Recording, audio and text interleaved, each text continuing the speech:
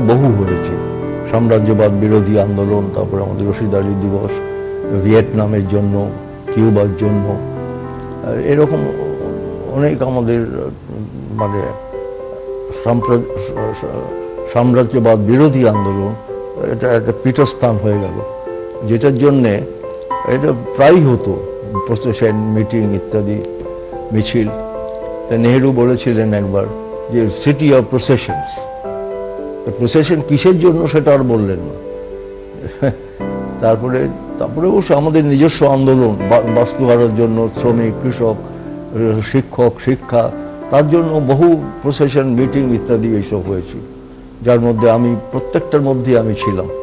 তারপরে আমি ডক্টর রায়কে একবার বলেছিলাম যে বিশেষ করে বাস্তুহারা আন্দোলনে প্রায় 60 লাখের ওপর এসেছিল পূর্ব পাকিস্তান থেকে।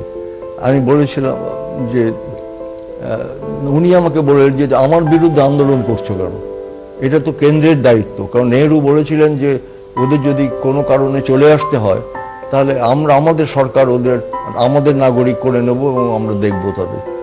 তা সরকার, নেহেরু সরকার তো দিল্লিতে আপনারই সরকার, তো কিছু করছেন না কেন? পাঞ্জাবে তো জবরদখল হয়নি, পাঞ্জাবে তো কোনো ওই রকম ঘটনা হয়নি, ওখানে বোধহয় 27 লাখ লোক ওদিকে গেছে, 27 লাখ লোক এদিকে এসেছে, কিন্তু সেখানে ওদের জন্য সব ব্যবস্থা করা হয়েছে, পুনর্বসতির জন্য, ব্যবসা বাণিজ্যের জন্য করা হয়েছে। তো যাই হোক, সেই মন্ত্রীর সঙ্গেও, নামটা মনে নেই আমার, তার সঙ্গেও দেখা হয়েছিল, রেফিউজি মিনিস্টার, তখন একটা ডিপার্টমেন্ট ছিল।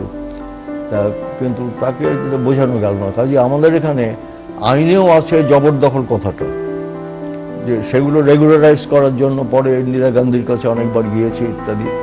কিছু কাজ হয়েছিল ওদের ফ্রি হোল্ড করে দিতে, ওদের ফ্রি হোল্ড গ্রামে ছিল কিন্তু শহরে ফ্রি হোল্ড করেনি, জমি ওদের যেগুলো ছিল।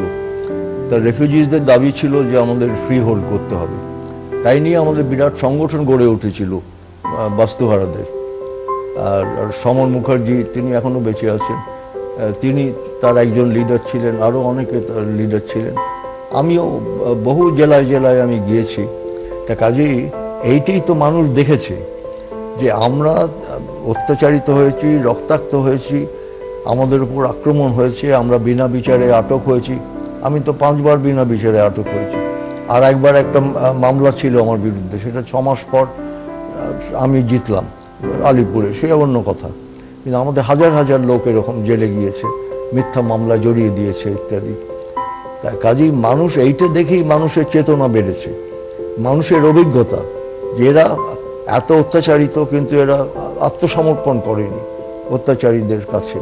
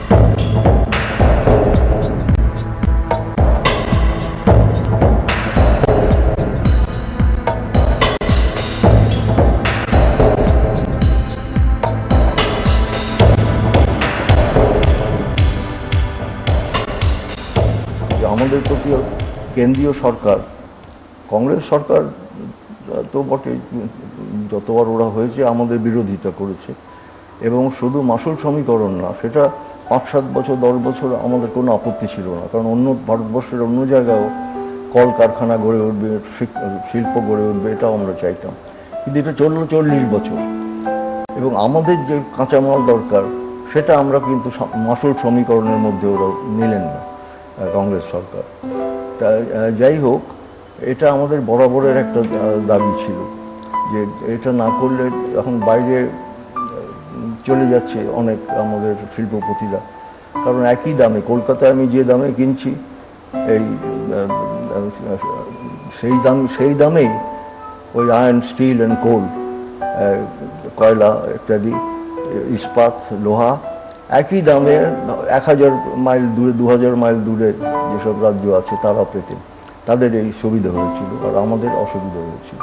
তবে বিধান রায়ের আমার খুব মনে হচ্ছে যে 2-3টে ওতে ছিল, বেশ কিছুদিন ছিলেন, তো ওর 2-3টে বক্তৃতা ওই যখন উনি দিতেন তখন কিছু সমালোচনা করতেন।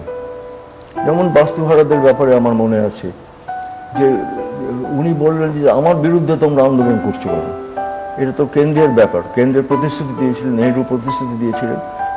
বিধান রায়কে আমি বললাম যে আপনি তো এখানকার মুখ্যমন্ত্রী, কিন্তু কংগ্রেস পার্টির লোক, তো আপনি, নেহরু তো কংগ্রেসের লিডার, আপনারও বন্ধু, তার থেকে আদায় করতে পারছেন না কেন? সেই জন্য আমাদের আন্দোলন করতে হচ্ছে। প্রথম উনি যখন প্রধানমন্ত্রী হলেন তখন আমাদের তো কোনো বন্ধু ছিল না, বিদেশিদের কথা বলছি, তারা কেউই, ব্রিটিশরা চলে গেল, অন্যরা অনেকে চলে গেলেন, জার্মানরা চলে গেলেন, আরও অনেকে চলে গেলেন।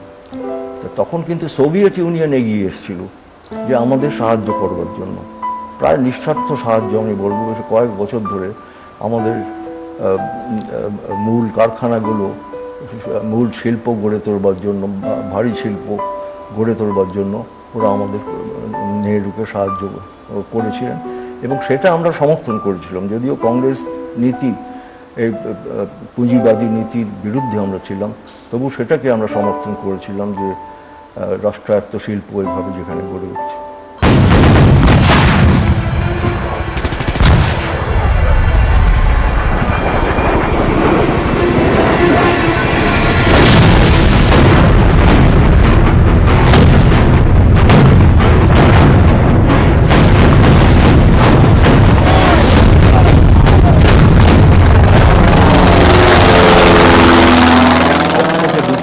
দেশ পৃথিবীর মধ্যে, তাদের মধ্যে যুদ্ধ লড়াই সীমানা নিয়ে হবে কেন? আর যে সীমানা নিয়ে লড়াই হচ্ছে সেগুলো তো চীন, তো ব্রিটিশ সেগুলো করেছিল, কিন্তু চীন তো গ্রহণ করেনি।